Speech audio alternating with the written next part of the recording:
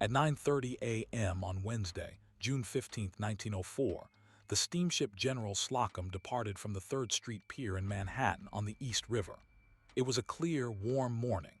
The ship carried 1,358 passengers, mostly women and children, and a crew of about 30. They were members of St. Mark's Evangelical Lutheran Church from the Lower East Side, heading north for their annual Sunday school picnic. Only it was a Wednesday. The picnic had been moved from its usual Sunday because the church's regular pastor was ill. The day was chosen for convenience, not for any holiday. Everything seemed normal. The ship's whistle blew, the band played, the children waved. A tugboat pulled the Slocum away from the pier, and the vessel began its slow journey up the East River. Only a few minutes later, something was off. At 9:38 a.m., the ship was passing the East 90th Street Pier, about 3 miles north of where it started. A young passenger named Frank Prodzik, age 12, was in the forward section of the lower deck when he noticed a wisp of smoke curling up from a small storage room marked Lamp Room. He told his father. His father told a crew member. The crew member opened the door and a flame burst out. The fire had already taken hold inside a compartment packed with oil-soaked rags, lamp wicks, and 100 gallons of gasoline and benzene, illegally stored, unlabeled, and fully ignited. The door was opened and the fire now had oxygen. Within seconds, the fire spread across the lower deck, up the wooden staircases, and into the main cabin above. The ship's crew had no training for fire. The lifeboats were wired shut. The life preservers were rotting canvas stuffed with granulated cork that crumbled into dust. Some were found later to have been filled with cheap, heavy iron bars to meet the required weight on paper. And the crew had never held a fire drill. What happened next was a cascading failure of every system that should have protected those passengers. Captain William Van Schaik was on the upper deck, near the wheelhouse. He had been captain of the General Slocum for over 30 years, and he was 67 years old that morning. When he was told of the fire, his first instinct was to head for land. But instead of beaching the ship on the nearby shore, Manhattan was close, only a few hundred yards away. He ordered the helmsman to turn the ship toward North Brother Island, a small island in the East River about a mile ahead. There was a hospital there. Perhaps he thought the island would offer a place to disembark.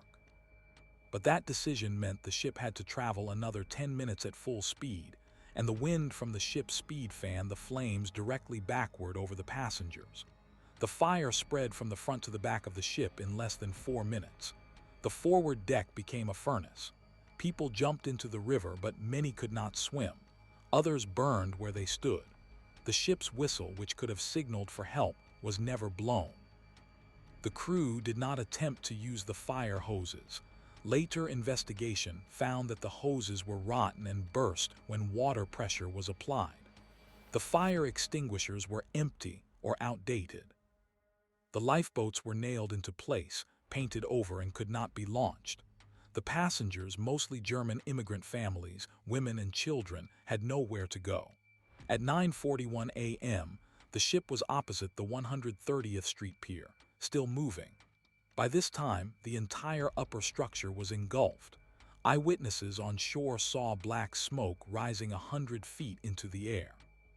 People on the river helped pull survivors from the water, but the current was strong, and the Slocum's propellers continued to churn, pulling swimmers under.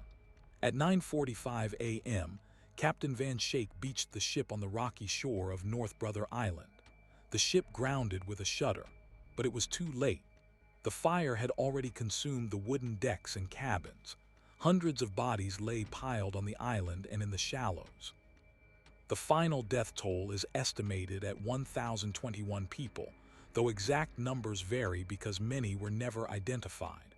Only 321 survived. Most of the dead were children. How could this have happened? The General Slocum was a sidewheel steamer built in 1891 in Brooklyn. It was designed for excursion traffic, day trips up the Hudson, around the bay, and to picnic grounds. It was certified to carry up to 2,500 passengers. Inspections were conducted annually by the United States Steamboat Inspection Service, but those inspections were often cursory. The Slocum had a history of minor accidents, collisions, groundings, mechanical failures. In 1900, it was involved in a collision with a tugboat. In 1901, it ran aground. In 1902, a crew member was killed by a falling derrick. Each time the ship was repaired, recertified, and returned to service. The inspection report from May 1904, just 1 month before the fire, had noted no major deficiencies. But when investigators examined the ship after the disaster, they found that the fire hoses had not been tested in years. The life preservers were not replaced since 1890. The cork inside them had turned to dust. And the lamp room had been converted into a storage area for flammable liquids without any oversight. The problem was not a single failure, but a chain of them, each link corroded by negligence, cost-cutting, and a regulatory system that trusted paperwork over reality. The crew, too, was unprepared. The chief engineer, Edward Conlin, had no firefighting training. The crew had never practiced launching lifeboats. When the fire broke out, most crew members tried to save themselves, jumping overboard or running to the rear of the ship. No one took charge of passenger evacuation. The passengers themselves were trapped by the design of the ship, narrow staircases, dead-end corridors, and doors that opened inward, so that a crowd pressing against them could not open them. The ship carried no fire alarm system, no public address system, no emergency lighting. It was a floating wooden box. Captain Van Schaik argued that he beached the ship as quickly as possible, but his decision to steam toward the island instead of the nearer Manhattan shore cost precious minutes. The nearest pier was at 120th Street, only 2 minutes away. He later testified that he feared running aground on a mudflat and blocking the river, or that the fire would spread to buildings on shore. But the fire spread faster than his ship could move. By the time he ran aground, the ship was already a coffin. After the disaster, the U.S. government launched an investigation. The Steamboat Inspection Service was found to be deeply corrupt. Inspectors had accepted bribes to overlook violations. The Slocum's owners, the Knickerbocker Steamboat Company, had pushed for maximum profit with minimum maintenance. Captain Van Schaik was charged with criminal negligence, the only person ever prosecuted for the disaster. He was convicted, sentenced to 10 years in prison, but served only 3 years in Sing Sing before being pardoned by President Taft in 1909. The ship's owners were never held fully accountable. The families of the victims received no compensation. There was no federal maritime liability law at the time. The disaster led to major reforms: new fire safety requirements for passenger vessels, mandatory fire drills, lifeboat inspections, and a restructuring of the Steamboat Inspection Service. But those reforms came too late for the people of St. Mark's Lutheran Church. Why does this story still matter? The General Slocum Fire remains the deadliest maritime disaster in New York City history, and one of the worst in American history, surpassing even the Titanic in terms of loss of life in a single ship, though the Titanic had more passengers and crew overall. But the Slocum disaster has been overshadowed by later tragedies. It does not appear in many history books. The location of the fire in the East River is now a quiet stretch of water, and North Brother Island is abandoned, a bird sanctuary overgrown with vines. The victims were mostly poor German immigrants. They did not have the political power or public sympathy that other disasters commanded. Yet the lessons from the Slocum are still relevant today. How regulatory agencies can fail when they prioritize industry comfort over public safety. How cost-cutting at the expense of maintenance leads to catastrophe. How a single decision by a captain to not beach the ship immediately can multiply a tragedy 100-fold. And how ordinary people on a routine outing can vanish in minutes through no fault of their own. The ship itself was raised from the river floor a few weeks after the disaster, towed to a boneyard and burned for scrap. Nothing remains of the General Slocum but a small plaque in a church in Manhattan, and the names on a monument in a Queens cemetery. The fire began at 9:38 a.m. By 9:45 a.m., it was over. In 7 minutes, over 1,000 people were dead. And the questions that investigators asked in 1904 about oversight, about training, about the trade-off between safety and profit are still being asked today. In the weeks following June 15, 1904, the wreck of the General Slocum lay beached on the rocks of North Brother Island. The burned hulk remained there while authorities tried to understand what happened. The task was enormous. There were over 1,000 dead, and fewer than half the bodies could be identified. Many victims had been children, their remains small and unrecognizable. The coroner's office set up a temporary morgue on the island and another on the mainland. Families lined up for days, searching for missing relatives. By the end of June, only about 400 bodies had been claimed. The rest were buried in a mass grave at the Lutheran Cemetery in Queens, now known as All Faiths Cemetery. A monument was later erected there, inscribed with the names of the victims. The federal investigation began almost immediately. The United States Steamboat Inspection Service conducted hearings in New York City. They called witnesses, crew members, passengers, shore observers, inspectors. The testimony painted a picture of systematic neglect. The chief engineer admitted that the fire hoses had not been tested in years. The first mate said the lifeboat davits were rusted and could not be swung out. The ship's carpenter testified that he had repeatedly reported the rotten fire hose to the captain, but nothing was done. The captain himself, William Van Shake, was called to testify. He maintained that he had acted correctly, that beaching at North Brother Island was the best option because the shore at 120th Street was rocky and would have damaged the ship further. He also claimed that the crew had attempted to use the hoses, but that the fire had spread too fast. But his testimony conflicted with the physical evidence. The hoses were later recovered and examined. They burst at less than half the pressure that a standard fire hose should withstand. They were not just old, they were defective by design, made from cheap cotton that rotted after a few years in storage. The investigation also uncovered a pattern of bribery. Inspectors from the Steamboat Inspection Service had accepted payments from the Knickerbocker Steamboat Company to overlook safety violations. The Slocum's inspection certificate had been renewed in May 1904 without a thorough examination. The inspector who signed off later admitted under oath that he had not checked the lifeboats or fire equipment. He said he assumed everything was in order because the ship had passed previous inspections. This was not an isolated case. The entire inspection system was built on trust, not verification. Ships were often inspected in the office, not on the vessel. Inspectors relied on paperwork and reputation. The Slocum disaster exposed that the system was broken. By the end of July 1904, the investigation had gathered enough evidence to bring charges.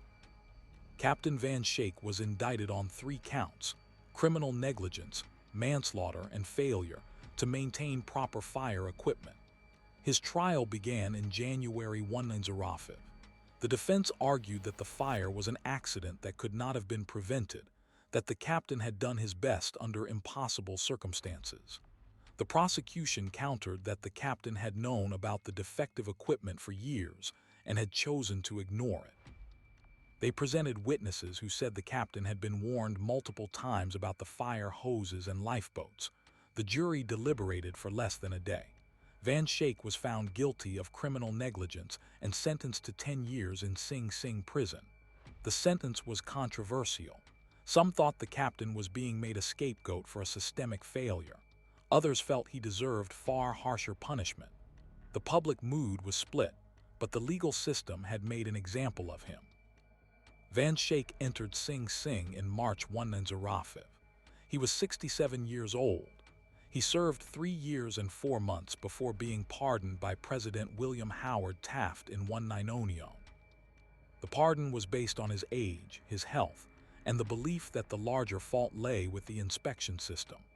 Van Shake lived another 14 years, dying in 1925 at the age of 87. He never expressed public remorse for the disaster. The families of the victims received no compensation from the company or the government.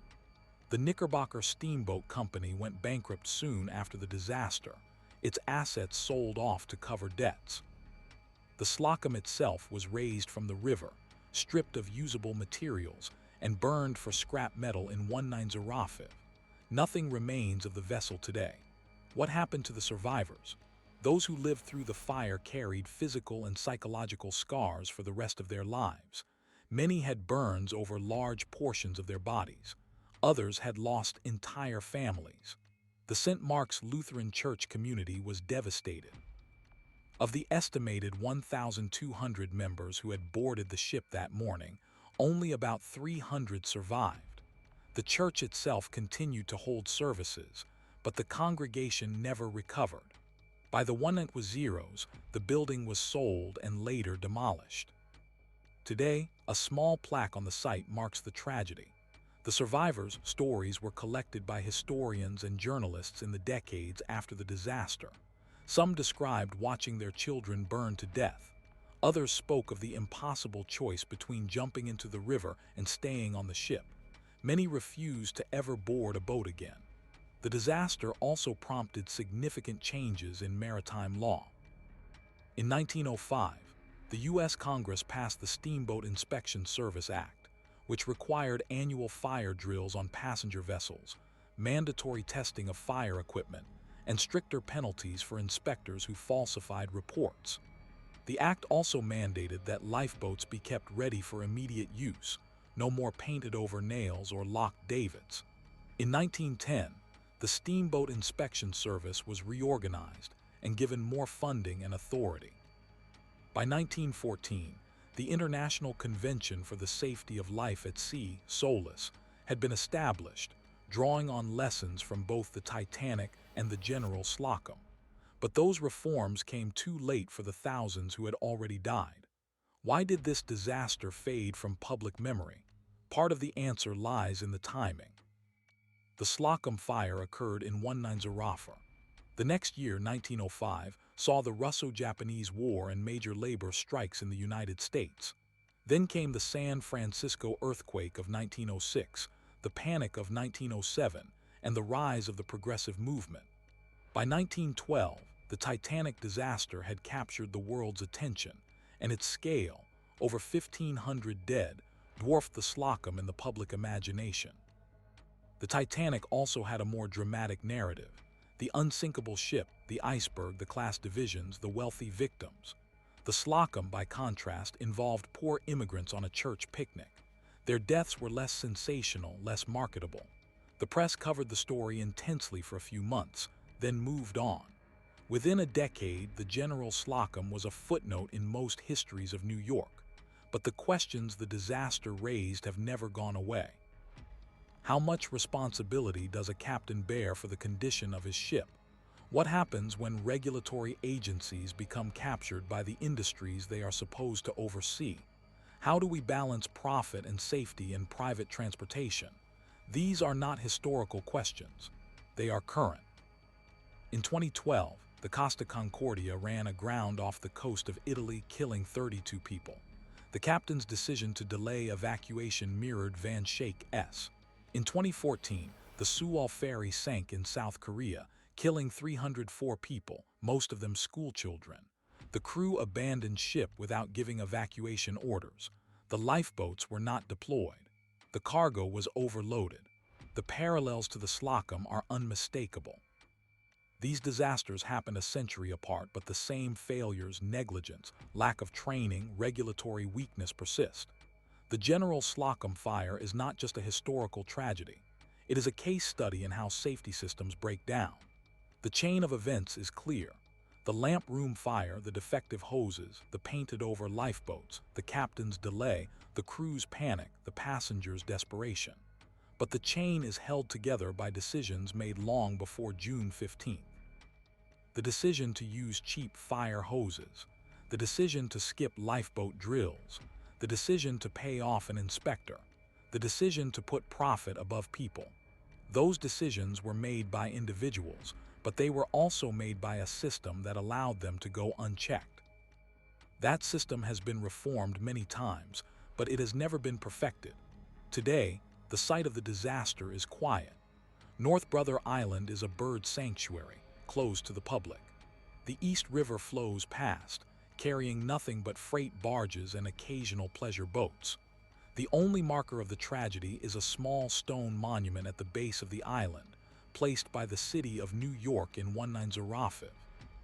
It reads, "In memory of the victims of the General Slocum disaster, June 15, 1904. The plaque at the former church on East 15th Street in Manhattan notes the same date.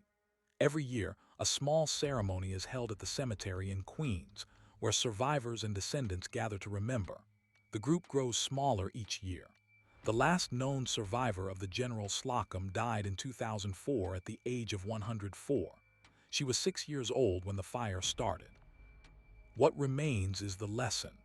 The General Slocum Fire was not an act of God. It was an act of human failure, a failure of inspection, of maintenance, of training, of accountability. It happened in 7 minutes on a calm Sunday morning in June. It could happen again in a different form on a different vessel in a different city. The only difference is that now we know what to look for. The question is whether we look closely enough. In the century since the disaster, the East River has been dredged, deepened, and reshaped. The currents are different now. The shoreline has changed, but the water still carries the memory. Every time a passenger vessel departs from a New York pier, the crew is required to conduct a safety drill. Every time a lifeboat is inspected, the inspector checks the pressure in the hoses. Every time a captain gives the order to abandon ship, the decision echoes the one made on June 15, 1904. The system has been rebuilt on the bones of that failure. But systems are only as strong as the people who maintain them. And people, as the Slocum showed, can be negligent, corrupt, or simply unprepared. That is why the story still matters, not because it is dramatic, not because it is forgotten, but because it is not over. The questions raised by the General Slocum Fire remain open. They await an answer that cannot be given by a plaque or a monument. It can only be given by action. The next time a ship catches fire, the next time a captain hesitates, the next time an inspector signs a form without looking, what happens next will be a measure of how much we learned from the 1,000 who burned on a Sunday cruise. The answer is not yet written. On June 16, 1904, the day after the fire, the city of New York began what would become one of the most exhaustive maritime investigations in American history. The East River was still littered with debris, charred planks, abandoned shoes, fragments of clothing. Divers were sent down to recover bodies. The coroner's office set up a temporary morgue at the pier, where rows of coffins lined the dock. Families came to identify their loved ones by photographs or personal effects. Many were unrecognizable. The official death toll would eventually settle at 1,021, but the true number may have been higher. Dozens of people were simply never found. The federal investigation was led by the Steamboat Inspection Service, the same agency that had certified the General Slocum as seaworthy only weeks before. That meant the inspectors were, in effect, investigating themselves. The hearings were held in New York City and ran for several months. Witnesses included survivors, crew members, company officials, and maritime experts.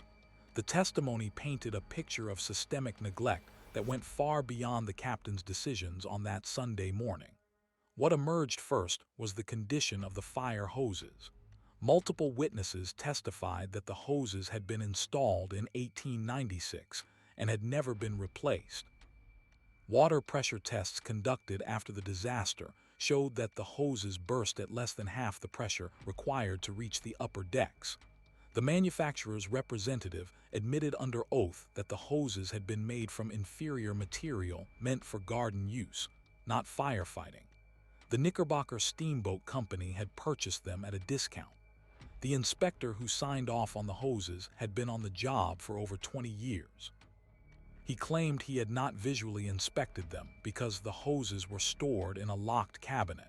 He had simply accepted the company's word that they worked. Then came the lifeboats. Investigators found that the lifeboats on the General Slocum were not only painted shut, but also secured with nails driven through the davits. The lifeboat drills required by law had not been conducted in years. Crew members testified that they had never practiced lowering a lifeboat. Some had been hired only a few days before the voyage and had not been trained on emergency procedures. The captain had not conducted a single fire drill in the 8 years he commanded the Slocum. The ship's log, which by law should have recorded such drills, was missing for the entire year leading up to the disaster.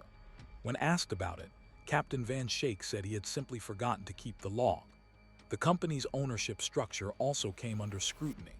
The Knickerbocker Steamboat Company was controlled by a small group of investors, including the family of the company's founder. They had purchased the General Slocum second-hand in 1891 and operated it on a tight budget. Maintenance was deferred year after year. The ship had been built in 1888, but by 1904 it was already considered outdated. The company had considered selling it, but the price was too low. Instead, they kept it running, cutting corners wherever possible. The profit margin on a Sunday excursion was small, and every dollar saved went straight to the bottom line. The legal aftermath focused almost entirely on Captain Van Schaik. He was charged with criminal negligence, manslaughter, and failure to maintain proper fire equipment. The trial began in January 1905, 7 months after the fire. The prosecution argued that Van Schaik had failed to take any meaningful action after the fire started. He did not order the ship to beach itself quickly enough. He did not ensure the hoses worked. He did not supervise the crew's response. The defense argued that the fire spread so rapidly that no action could have saved the passengers. They pointed to the defective hoses and the locked lifeboats as the real causes. But those failures, the prosecution countered, were also his responsibility as captain. The jury deliberated for only a few hours. On July 28, 1905, Captain William Van Schaik was found guilty of criminal negligence and manslaughter. He was sentenced to 10 years in prison. The sentence was considered harsh by some, especially given that other officials, the inspectors who had signed off on the hoses, the company owners who had authorized the equipment, were never charged. Van Schaik appealed, but the conviction was upheld. He served 3 years at Sing Sing before being pardoned by President William Howard Taft in 1909. The pardon was granted in part because of Van Schaik's age and declining health. He was 74 when he was released. What about the others? The Steamboat Inspection Service itself was investigated by Congress. Testimony revealed that inspectors were underpaid, overworked, and frequently bribed. The inspector who had certified the Slocum's hoses was suspended for 6 months but never prosecuted. He returned to work after the suspension and remained in his position until retirement. The company's owners were not charged. The Knickerbocker Steamboat Company went bankrupt, but the owners had already transferred assets to other businesses. They did not face financial ruin. The victims' families received nothing. A relief fund was established by the city of New York, but it was funded by private donations and public subscriptions. Most of the money went to funeral expenses and medical care. Few families received enough to cover their losses. The disaster also exposed a deeper problem in the regulatory system. The Steamboat Inspection Service was part of the Department of Commerce and Labor, but it had no enforcement powers. It could issue recommendations, but it could not compel companies to follow them. The service relied on voluntary compliance and the goodwill of ship owners. That system had failed catastrophically. In the years following the Slocum Fire, Congress passed the Steamboat Inspection Service Act of 1905, which gave the service authority to shut down unsafe vessels, impose fines, and require annual fire drills. But even that law had loopholes. It applied only to vessels carrying more than 50 passengers. Smaller ships were exempt. It would take the Titanic disaster 7 years later to push through the first international safety standards.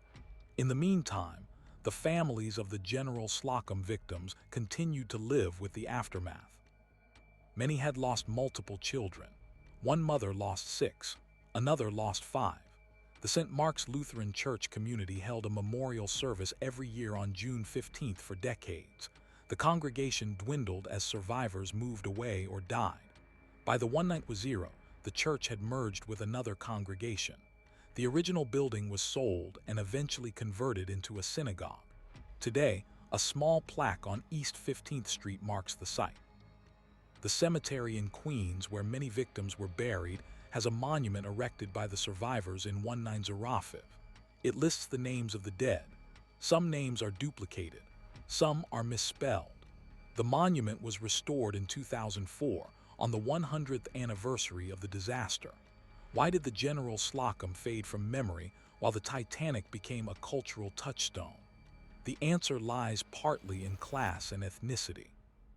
The victims of the Slocum were mostly German immigrants and their children. They were not wealthy. They were not famous. The newspapers covered the disaster heavily for a few weeks, but by August 1904, news stories, the Russo-Japanese War, the presidential election, the St. Louis World's Fair, had pushed the Slocum off the front page. By contrast, the Titanic's victims included millionaires, industrialists, and titled Europeans. Their stories were told in memoirs and biographies for decades. The survivors of the Slocum were rarely interviewed for history. Their accounts were collected by local historians and amateur researchers, but they never reached a wide audience. There is also the question of narrative. The Titanic story follows a dramatic arc. The ship is considered unsinkable, then it hits an iceberg, then it sinks in a few hours with clear heroism and tragedy. The General Slocum story is messier. The fire begins in a lamp room, spreads quickly, and kills most of its victims in minutes. The captain delays beaching the ship. The crew fails to help. The lifeboats are locked. There is no single moment of disaster. There are 7 minutes of chaos. That kind of story is harder to tell. It does not fit neatly into a moral lesson. It is simply a series of failures, each preventable, each compounding the last. And yet, the General Slocum Fire remains one of the most important maritime disasters in American history. It is the deadliest single-day loss of life in New York City until the September 11th attacks in 20's room. It is the deadliest peacetime maritime disaster in U.S. waters. It directly led to reforms that saved thousands of lives in the decades that followed. The fire drills that are now routine on every passenger vessel, the inspections that keep fire hoses working, the safety briefings that every cruise passenger sits through. They all trace back to the morning of June 15, 1904. But the reforms were not immediate, and they were not perfect. In 1910, the Steamboat Inspection Service reported that most vessels were still not conducting regular fire drills. In 1912, the Titanic sank, and the world realized that even the biggest ships could be unsafe. The Slocum had been a warning, but the warning had not been fully heeded. It took another catastrophe to force the creation of an international safety framework. Today, the General Slocum is largely forgotten outside of New York City history circles. The East River is still there. North Brother Island is now a bird sanctuary, accessible only by permit. The island's abandoned buildings have been overtaken by vegetation. The stone monument at the base of the island is weathered and cracked. The only people who visit are historians, birdwatchers, and the occasional descendant of a survivor. What would it mean to remember the General Slocum properly? It would mean understanding that the disaster was not an accident. It was a result of choices made by individuals and institutions over many years. The lamp room fire could have been contained if the hoses had worked. The hoses would have worked if they had been tested. They would have been tested if the company had required it. The company would have required it if the inspectors had enforced it. The inspectors would have enforced it if the agency had been independent and well-funded. Each link in the chain was weak. When the fire started, the whole chain broke. That chain is still with us. Every industry has its versions of the Slocum. There are ships that skip inspections, factories that ignore safety protocols, airlines that defer maintenance. The victims are often the least powerful, the poor, the immigrant, the child. The perpetrators are rarely punished. The reforms come after the bodies are counted, and then slowly the memory fades. That is the pattern. The General Slocum is one example among many. but it is an example worth studying because it shows how easily the system can fail when nobody is watching. On June 15, 1904, 1,000 people boarded a ship for a Sunday cruise. They expected a day of singing, dancing, and fresh air. Instead, they died in a river that was only a few hundred feet from shore. They died because a lamp was stored near hay, because a fire hose was too weak, because a lifeboat was nailed shut, because a captain hesitated, because a crew panicked, because an inspector looked the other way. They died because of 1,000 small failures that added up to one large one. That is the story, and it is not over. Every time a passenger vessel leaves port, the question hangs in the air. Is this ship ready? Are the hoses tested? Are the lifeboats free? Is the crew trained? The answer for the General Slocum was no. The answer for the next ship will depend on who is paying attention. In the years that followed the General Slocum Fire, the legal and regulatory systems tried to catch up with what had happened, but catching up took time. By the summer of 1905, Congress had passed the Steamboat Inspection Service Act, but the new rules were not enforced immediately. The service had to hire new inspectors, set standards, and train staff. That process stretched into 1906. Meanwhile, other vessels continued to operate with the same kinds of deficiencies that had killed the passengers of the Slocum. On July 24, 1905, the steamboat Eastland prepared to depart from Chicago's Clark Street Pier with more than 2,000 passengers on board. The Eastland was a different kind of ship, a passenger excursion vessel on the Great Lakes, but it had its own safety problems. The ship had a tendency to list. On that day, the list became severe. Within minutes, the Eastland rolled onto its side in the Chicago River. Over 800 people died. Many were trapped inside the hull. The disaster was attributed to overloading and poor stability, but it also highlighted a broader failure. The industry had not learned from the Slocum. The Eastland disaster prompted new stability regulations for passenger vessels, but again, the reforms came after the loss of life. How could the same story repeat itself so quickly? The answer lies in the nature of regulatory change. The Slocum disaster had focused attention on fire safety, on hoses, lifeboats, and drills, but it had not addressed other critical aspects of ship design and operation. Each disaster taught a different lesson, and each lesson required a separate adjustment. The system was reactive, not predictive. In New York, the families of the Slocum victims continued to seek some form of accountability. The federal investigation had been thorough, but the criminal cases had gone nowhere. The captain, William Van Shake, had been sentenced to 10 years in prison, but his sentence was commuted after 3 years. He returned to a quiet life in upstate New York.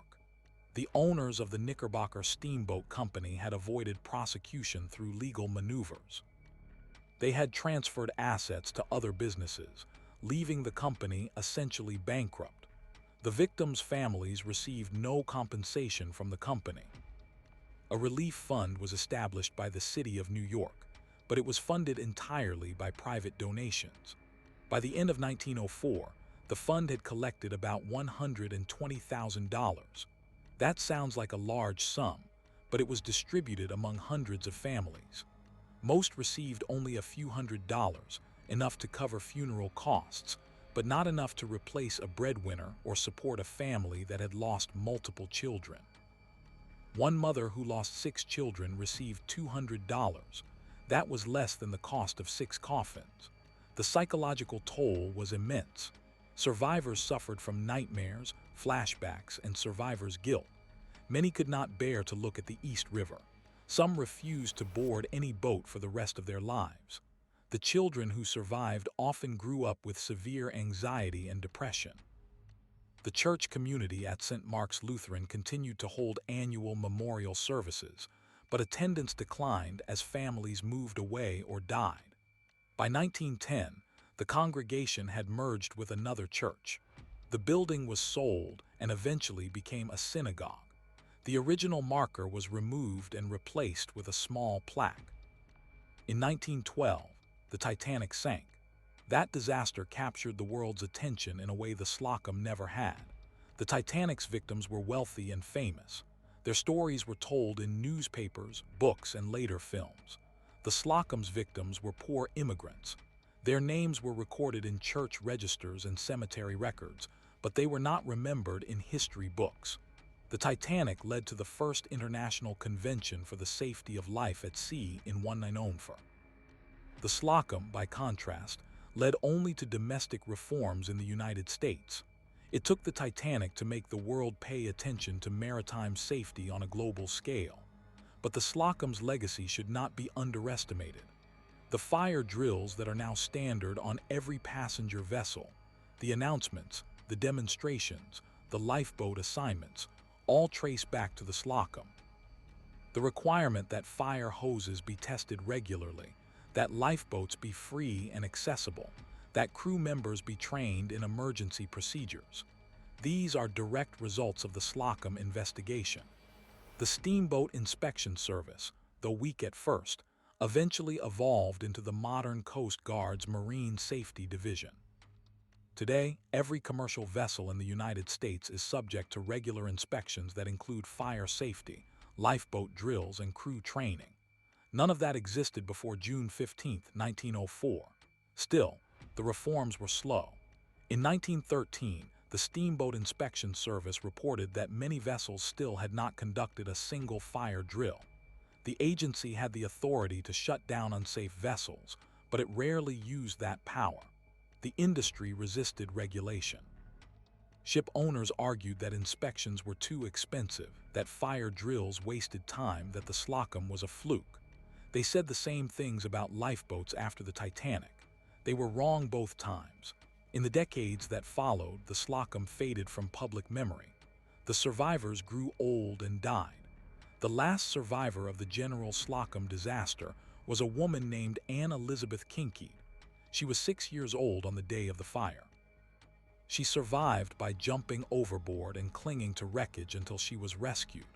She lived to be 103 years old. She died in 2004, exactly 100 years after the disaster. She had spent most of her life not talking about what happened. In an interview near the end of her life, she said simply, "I remember the screams." The island where the burned hulk of the General Slocum was sunk, North Brother Island, remained a quarantine hospital for several more decades. In the 1940s, it was used as a rehabilitation center for drug addicts. In the 1950s, it was abandoned. Today, it is a bird sanctuary. The buildings have collapsed. The stone monument at the base of the island is cracked and covered in moss. The only visitors are historians and birdwatchers. The wreck of the Slocum itself lies under the water, slowly rusting away. In 2004, the National Oceanic and Atmospheric Administration surveyed the wreck site. They found that the hull was largely intact, but the superstructure had decayed. The paddle wheels were still visible. The hull was covered in marine growth. Why does this story still matter? Because it demonstrates a fundamental truth about safety. It is not a product, but a process. The Slocum disaster was not caused by a single mistake. It was caused by a system that allowed mistakes to accumulate without correction. The lamp room fire could have been contained if the hoses had worked. The hoses would have worked if they had been tested. They would have been tested if the company had required it. The company would have required it if the inspector had enforced it. The inspector would have enforced it if the agency had been independent and well-funded. Each link in that chain was weak. When the fire started, the whole chain broke. That chain is still with us. Every industry has its own version of the General Slocum. There are airplanes that skip maintenance, factories that ignore safety protocols, hospitals that fail to sterilize equipment.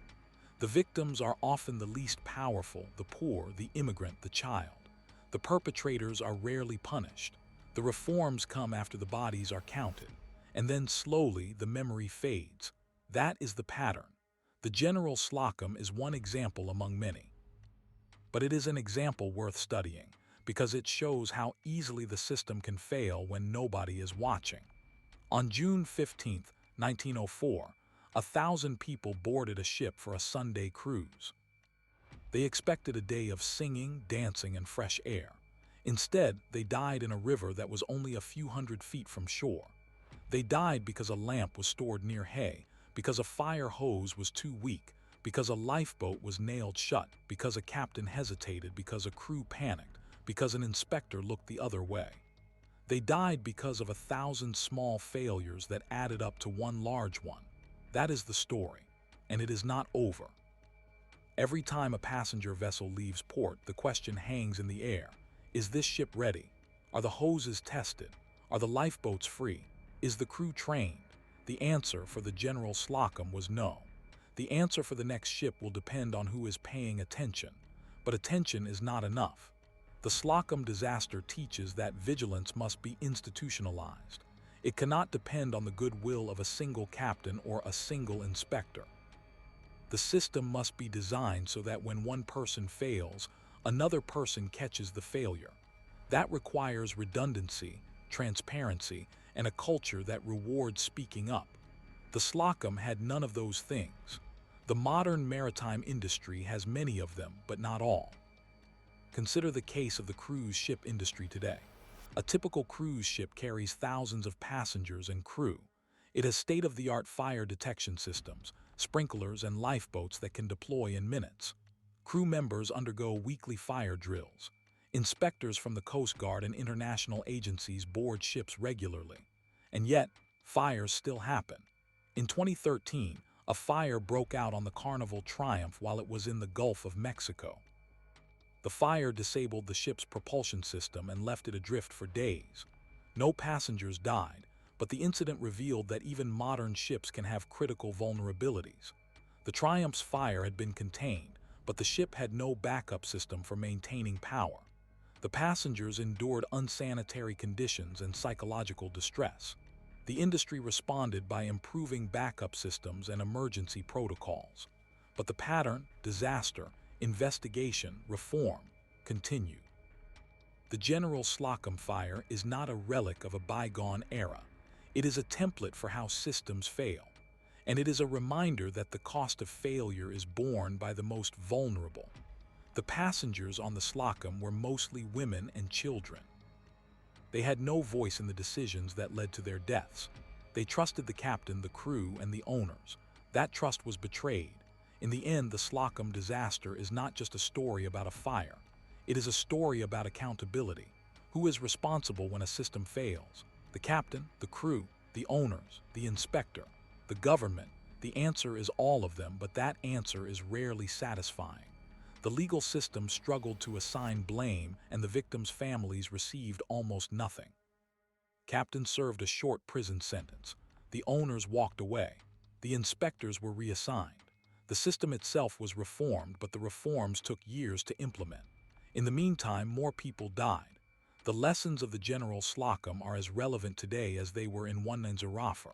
Every time a government agency cuts funding for inspections, every time a company delays maintenance, every time a worker is afraid to report a safety violation, the pattern repeats. The Slocum is a warning. It is a warning that safety is not automatic. It is a warning that the cost of neglect is measured in lives.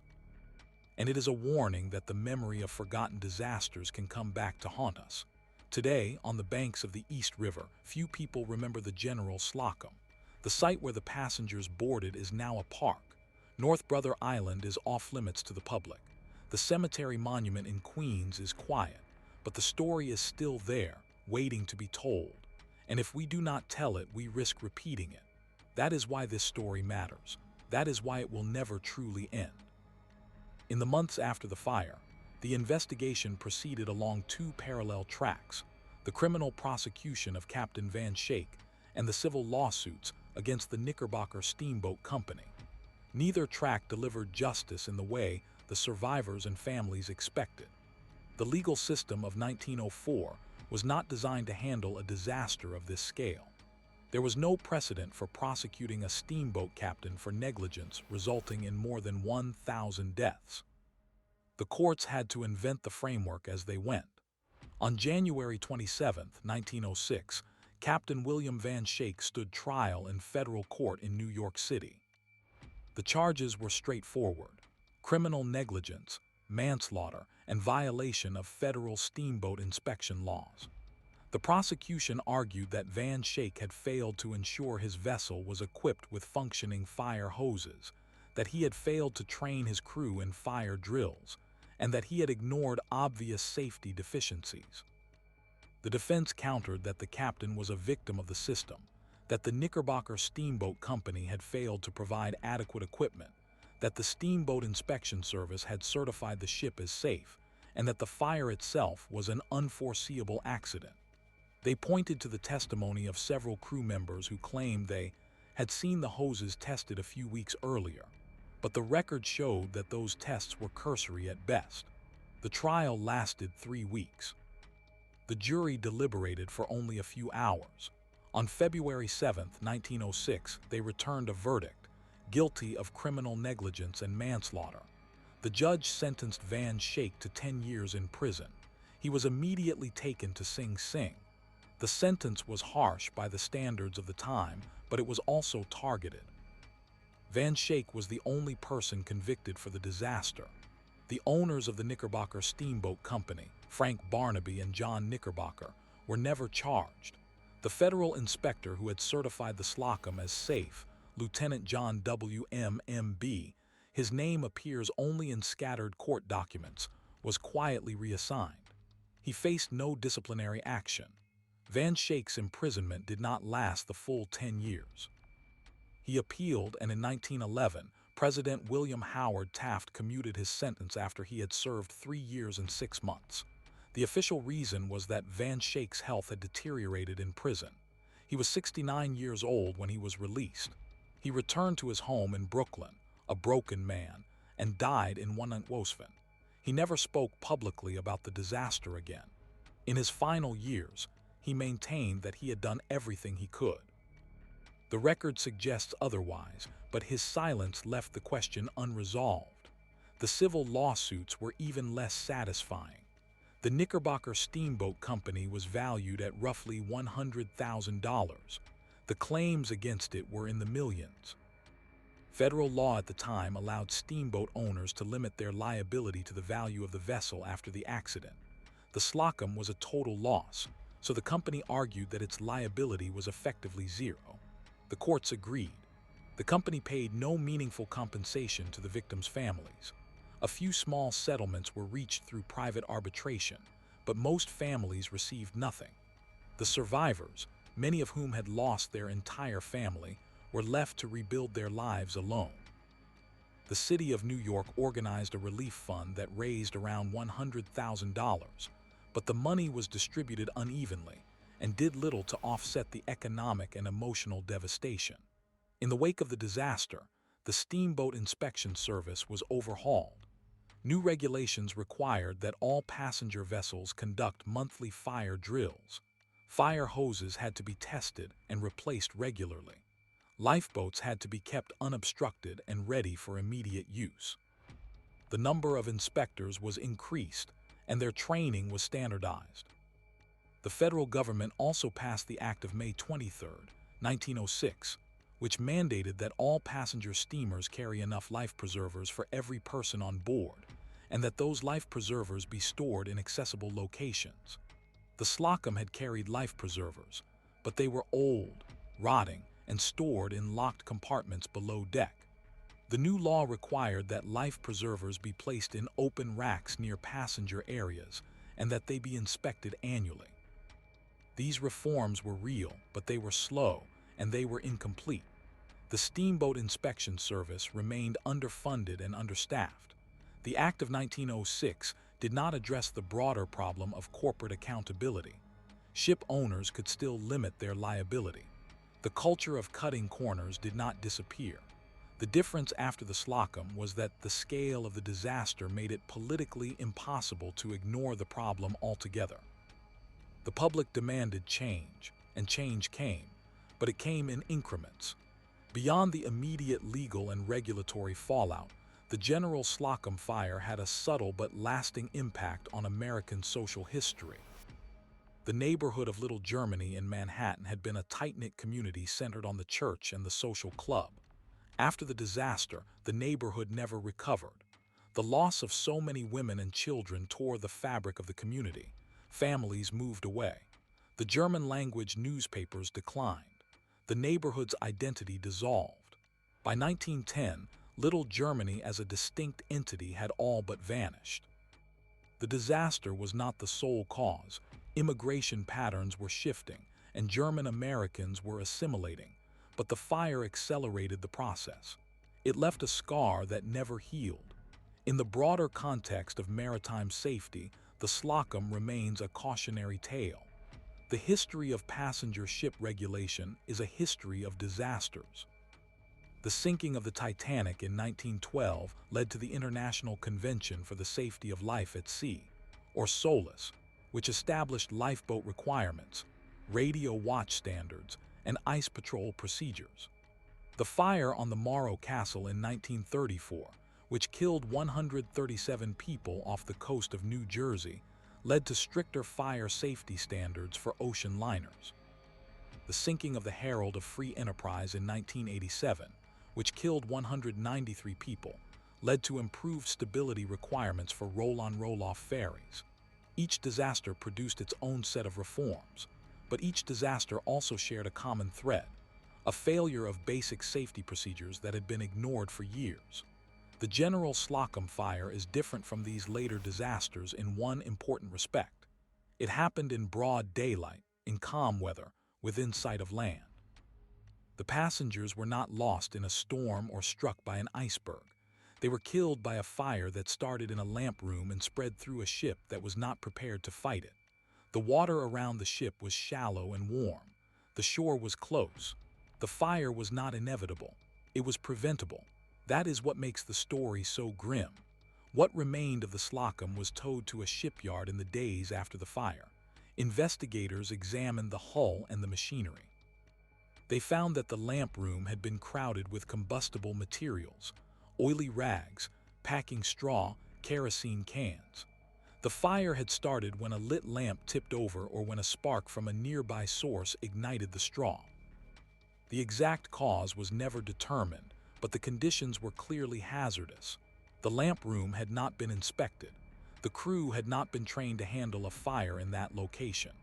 The ship's design placed the lamp room near the forward part of the vessel, directly adjacent to the main passenger spaces. There were no fire doors, no automatic extinguishing systems. The whole arrangement was a disaster waiting to happen. The wreck of the Slocum was eventually scuttled in the East River near North Brother Island. It sat in the mud for decades, slowly disintegrating. In 2004, a team of divers from the National Oceanic and Atmospheric Administration surveyed the site. They found the hull largely intact, the paddle wheels still visible, but the wooden superstructure had rotted away. The wreck is now a protected site, but it is not open to the public. It lies beneath the surface, a silent monument to the 1,000 who died. Why does the General Slocum Fire still matter? Because it is a story about accountability, and accountability is never fully achieved. The reforms that followed the disaster were real, but they were also fragile. They depended on continued vigilance. Over the years, maritime safety standards have evolved. Modern passenger ships are equipped with sprinklers, fire detection systems, and trained firefighting crews. They must meet international standards enforced by multiple agencies. But the same pattern of neglect can emerge in any system. In the 1990s, a series of ferry accidents in the developing world, the Estonia in 1994, the Salem Express in 1991, the Bukoba in 1996, demonstrated that the lessons of the Slocum had not been learned everywhere. These disasters killed thousands. They occurred because of inadequate safety equipment, poorly trained crews, and lax enforcement. The same problems that doomed the Slocum. In the United States, the Coast Guard now conducts regular inspections of all passenger vessels. The fire drill is mandatory. Lifeboats are tested, but inspection regimes are only as good as the inspectors. In the early 2000s, a whistleblower inside the Coast Guard revealed that some inspectors were signing off on vessels without conducting proper checks. The Coast Guard investigated and found that the problem was systemic. The culture of cutting corners had not been eradicated, it had simply moved. The General Slocum Fire is not a relic of a bygone era. It is a mirror. It shows us how easily the system can fail when the incentives are wrong, when oversight is weak, when silence is rewarded. The passengers on the Slocum trusted the captain and the crew. They trusted the owners and the inspectors. They trusted that the ship was safe. That trust was misplaced. And the consequences were measured in the lives of more than 1,000 men, women, and children. Today, the monument at the Lutheran All-Faith Cemetery in Queens still stands. Visitors can find it near the back of the grounds, a stone sarcophagus shaped like a ship, with the names of the dead carved into the base. It is not a large monument. It is not a tourist attraction. Most New Yorkers have never heard of it. But it is there, a quiet reminder of a day when a Sunday cruise became a mass casualty event. The last survivor, Anne Elizabeth Kincaid, died in Tuesierosraffer. She was 103 years old. She had spent most of her life not talking about the disaster. In her final interview, she said, "I remember the screams. I remember the fire. I remember the water. I remember the faces of the dead. I do not want to remember more." Her words are a warning. They are a warning that the story of the General Slocum is not over. It is not over because the conditions that allowed it to happen have not disappeared. They have only changed form. Every time a ship goes to sea without a fire drill, every time a lifeboat is blocked, every time a hose is left untested, the ghost of the Slocum returns. And the question remains, will we remember in time, or will we wait for the next scream? The 2004 NOAA survey of the General Slocum wreck site was conducted over several days in late July. Divers descended through murky East River waters, silt, and current-limiting visibility. The hull lay on its side in about 30 feet of water. The paddle wheels remained, their wooden blades eroded but recognizable. The iron framework of the superstructure had collapsed inward. The survey team documented debris scattered across the riverbed, fragments of china, a child's shoe, a porthole frame.